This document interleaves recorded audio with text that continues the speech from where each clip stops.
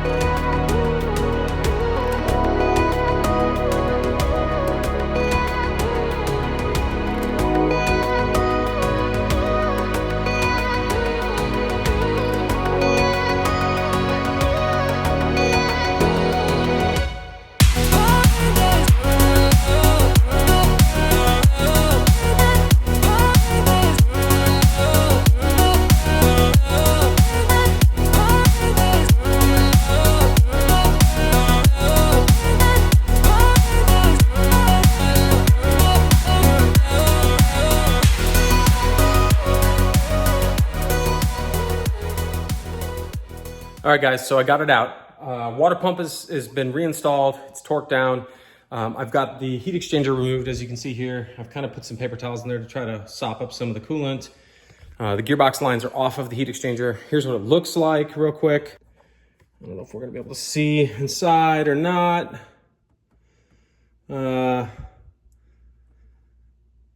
It doesn't look trashed, but I don't know what it looks like on the inside here where the gearbox hooks up. It looks like there's some crud in there. Otherwise, we got new boots and everything over here for the other one that's sitting under the intake manifold. For that water pump, guys, to take off that OEM water pump, it's kind of a pain in the butt. So the little trick you can use is, here's the old water pump right here. What you can do is take this nut and this washer off, and you can stick a wrench on there, and you might have seen that in the video. And you can just thread this on by hand. And what you can do is pull out a little bit away from the motor while you're tapping on the side of it with a rubber mallet, and like rotate the wrench from one side to the other. And you can kind of walk the pump out without, resorting to sticking like a flathead screwdriver or something behind it and, messing up the sealing surface. Well, it's not sealing surface, but the surface where the pump mates against the housing. That's probably gonna be your best bet to take that off. This one doesn't look bad, but it does have, as you can see, the plastic impeller that we were talking about. This thing will come apart in pieces. This is not unique to Ferraris. I believe the Viper that I have as well, it's a 2001, has the same issue. Water pump, I don't think I have it sitting around here, but basically it's the same thing. The water pump itself has the same plastic type impeller. So that's one of the issues you can kind of run into with it. And like I said, also, the impeller can come apart in pieces if it gets so brittle and it just starts falling apart. We have our little housing here that we took off in the valley of the block, and This thing, we need to scrape off some gasket material there. I've got some Scotch-Brite and some razor blades. So we'll do that and try to clean the sealing surface up there. And we'll clean it up here on the block and clean up all the coolant and hose that down with brake cleaner to get everything clean so that when we go to reassemble, everything's perfect, it's good to go. Basically, the only thing left I've got up here right now that's in regards to the cooling system is the thermostat, and you guys can see it, it's right here. I do have a thermostat sitting over here on the workbench, or on the table rather. It's got the gaskets and seals. I was told by another user in the comments in a previous video that these are not the right gaskets from AW Italian. I don't know if that's the case. We're gonna find that out. But also you can see the rubber hose that connects to the thermostat neck there. I have silicone right here that we're gonna replace it with. So we have some hoses and things. As we're doing this, we're gonna replace it. Just pulled off the thermostat and it's off. And there's a gasket that sits right in here. So the actual thermostat housing with the thermostat itself sits, you know, on top of here and gets secured on. Whoever mentioned that, and forgive me, I forget who it was that mentioned that, but whoever mentioned it in the comments that, you know, the AW Italian thermostat kit is not going to necessarily work, one of the gaskets, it looks like he's right. So let me show you. So this is what comes with the kit. So this is the gasket. There's two gaskets here, and there's a thermostat. This is what comes out of the actual car, the OEM gasket. Obviously, this is not quite the same. It looks like it might work, honestly, when you pair it up like this. However, when you actually go to put this thing on the car, let me show you. It doesn't quite center. It kind of moves around in here, and there's no lip like on the inside right here. So I could see if there was a lip there, you could kind of stretch this out and stretch it out a little bit and it would fit, but this isn't gonna work. Unfortunately, this is not a good gasket. I don't care, honestly, I'm not bagging on AW Italian, guys. I'm just saying it doesn't work. So if you have a good factory one, when you pull out the thermostat to change it, like the one I have here, which is low mileage and there's no tears, it's not messed up, it doesn't look cracked or anything, just reuse it. There's nothing wrong with buying a brand new one, but this one actually looks perfectly fine. There's nothing wrong with it. So I'm gonna reuse it and I'm gonna run it. Thermostat looks like it should work with the housing. Where did I even put the housing? Here it is. So this is the factory thermostat and with the housing and everything. And basically what you do is you pop this out like this, and you have an O-ring, which presumably going to be this one, and hopefully this fits. I have not fitted this yet, but that should fit. Anyway, guys, let's finish up some of the cooling system stuff here. Let's go ahead and do like the thermostat, the little hose that comes off of it, the silicone hose off the thermostat housing, obviously the heat exchanger, and this thing right here, this adapter or pipe that goes to the heat exchanger as well. I might actually put some right stuff on these. Very, very, very, very thin amount, only because taking those stock gaskets off was kind of a pain in the butt. I had to scrape them off with a razor blade and use Scotch-Brite, and it took quite a while to get them to a point where they were decent enough. So putting that right stuff on there, another benefit to it actually is once you kind of like smear it all over the gasket and cover it and wipe off every bit of excess, so it's just kind of covered a little bit, but it's not like goopy, it's just a thin layer basically. It makes these gaskets a million times easier to take off, like on cars later on. So you're not gonna be like scraping crusty, hard, rock hard gaskets. Obviously it gets extremely hot in the engine bay under the intake manifold there on these cars. Engine bay here traps a lot of heat. So that's something that, you know, if you guys are in here, you might think about that. I would try to use as little as possible, just because you don't want any of that, like when you compress it, you don't want any of that stuff squirting out and then like later on down the road, like falling off and going in your cooling system or your oiling system if it's something oiling system related. I'm rambling. So let's go ahead and get started on that. Let's go ahead and put the heat exchanger in, and let's go put the thermostat and all that stuff in.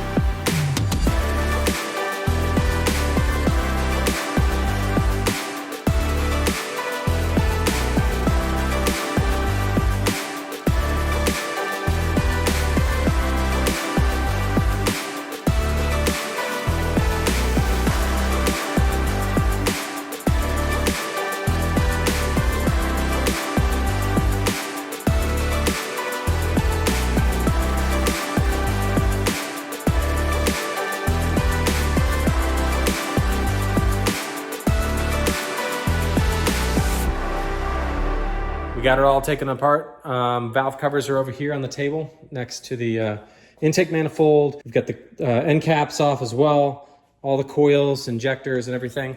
I'm gonna have to go ahead and clean up these sealing surfaces here where we have the gaskets that were there for the valve covers.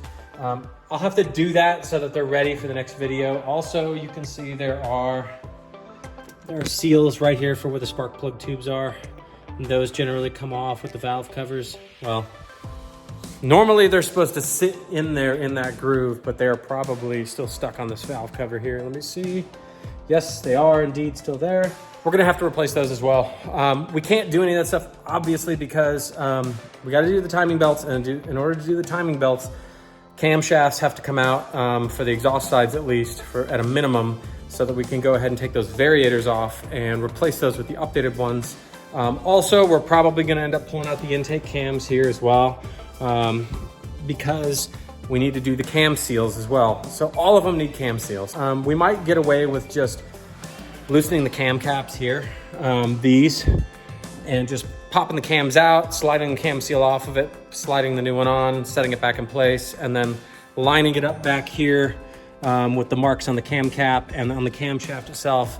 So we can get those kind of lined up and everything. We have to go mark everything on the cam sprockets and then scribe where some of the bolt holes are, at least for now, to get them in a close to position. And then I may have to actually get a degree wheel or something like that. I'm not sure just yet. We'll deal with that when we get there. But that's gonna be for the next video, where we start really ripping into this thing and pulling the cams out and dealing with the timing belts.